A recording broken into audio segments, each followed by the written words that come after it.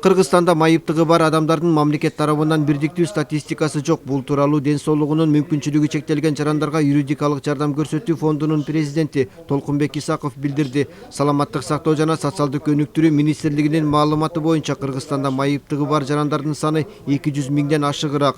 Фонддун жетекчисинин айтымында саламаттык сактоо жана социалдык өнүктүрүү менен билим берүү жана илим министрлиги статистика жүргүзөт. Бирок эсептей келгенде майыптыгы бар адамдардын саны бир топ жогору. Ошондой эле Ал Чүй жана Ош облусунда майыптыгы бар адамдардын укугун коргоо боюнча координациялык кеңештер түзүлгөнүн билдирди. Былтыр октябрь айынан баштап Чүй жана Оштун 15 районунда майыптыгы бар адамдардын укугун коргоо боюнча тренингдер өткөрүлгөн. На этих тренингах принимали участие лица с инвалидностью. Тренингке ден соолугунун мүмкүнчүлүгү чектелген адамдар, жергиликтүү өз алдынча башкаруу органдарынын өкүлдөрү катышты.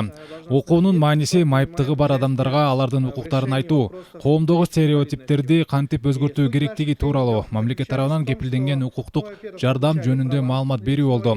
Окуу өтүлгөн райондордо координациялык кеңештер түзүлдү. Алар майыптыгы бар адамдардын укугун коргошот. Жакында дагы окутуулар өткөрүлөт.